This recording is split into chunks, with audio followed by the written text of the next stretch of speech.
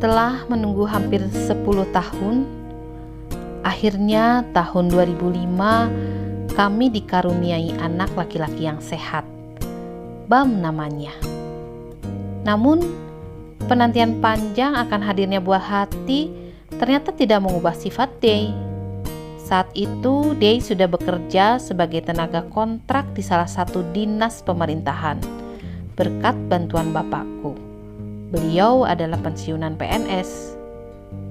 Tak sedikit pun terbersit pikiran negatif di benakku ketika pada awalnya bapak menawariku bekerja di instansi tempatnya berdinas.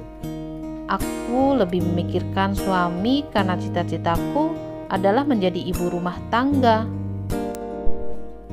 Tahun berlalu, aku tetap merasakan kurangnya perhatian suami terhadap kebutuhan keluarga, terutama anak. Hingga ketika aku mengalami keguguran dan terpaksa operasi sesar karena hamil di luar kandungan, hampir semua simpanan kami, termasuk barang-barang berharga yang ada di rumah, kami jual untuk menutupi biaya. Aku semakin membatin. Sejak itu, aku putuskan untuk bekerja kantoran. Bahkan semakin aku jalani, aku berkeyakinan untuk hidup sendiri dan mandiri saja. Percekcokan menjadi sering terjadi. Aku jadi asing dengan suamiku sendiri. Mungkin dulu Day menganggap aku adalah perempuan idaman, Mbak Putri Cinderella yang selalu dijaga. Sangat berbeda ketika masalah meruncing. Apalagi Day bertemu dengan perempuan lain di kantornya yang masih muda dan lugu. Hingga apapun keinginan Day dituruti. Aku memang tidak pernah tahu soal hubungan mereka. Yang aku tahu ketika akhirnya kami bercerai di bulan yang sama, Maret 2011, ternyata seorang perempuan lain melahirkan anak Day. Meskipun kami sudah berpisah, tetap saja berita itu sangat menyesakkan dada. Lalu, apa yang ada di benakku hingga aku mau saja seperti keledai yang jatuh ke lubang yang sama ketika kembali padanya? Seorang laki-laki tak bertanggung jawab, pikirku sambil memendam perasaan kesal dan marah. Aku merasa sangat bodoh karena telah merelakan diriku masuk pada situasi yang lebih rumit ketika tanpa malu-malu tahun 2014 Day menemui bapak untuk memintaku kembali menjadi istrinya. Alasannya, ia ingin memenuhi janji yang belum terpenuhi untuk membahagiakan aku, memberikan rumah dan mobil seperti idamanku. Bapak mengiyakan dengan syarat statusku harus dikembalikan menjadi istri sah.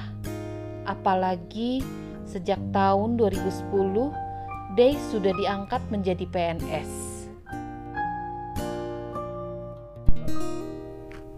Namun, janji tinggal janji. Komitmen di depan Bapak untuk memberikan status istri sah kepadaku hanya menjadi bualan belaka. Day seakan tidak peduli lagi dengan kehormatanku.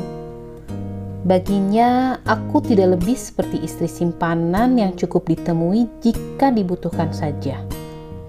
Bahkan kebutuhan rumah tangga pun tetap tidak menjadi perhatian. Day hanya memberi uang belanja sekedarnya. Tidak dibagi dari gaji yang diterima karena itu sudah menjadi jatah istri sahnya.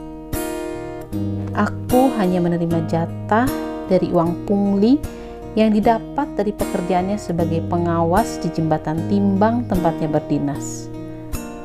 Astagfirullah, Aku tidak mau hidupku dan anakku semakin tidak jelas, ya Allah.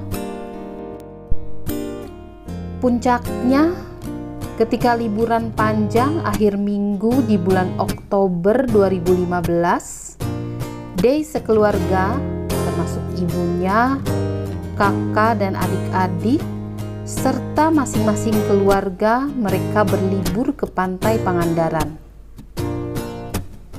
Gak bisa, aku harus tetap kerja, jawab Day dengan ketus. Waktu aku memintanya untuk menemani kami liburan di Bandung saja. Namun, beberapa minggu berselang tanpa sengaja, aku menemukan foto-foto di telepon seluler pribadinya. Bertebaran gambar-gambar piknik mereka. Bagaikan disambar petir. Aku benar-benar limbung karena sangat marah dan kecewa. Kenapa Day harus membohongiku? Aku berkesimpulan bahwa hubungan denganku hanya sandiwara semata. Hanya demi menjaga supaya status PNS Day dan istrinya tetap aman dan terkunci di mulutku. Nauzubillahi min dzalik. Aku sudah tidak ingin mengejar materi dan duniawi lagi, ya Allah. Aku tak peduli apakah dia mau membelikanku mobil atau rumah sekalipun.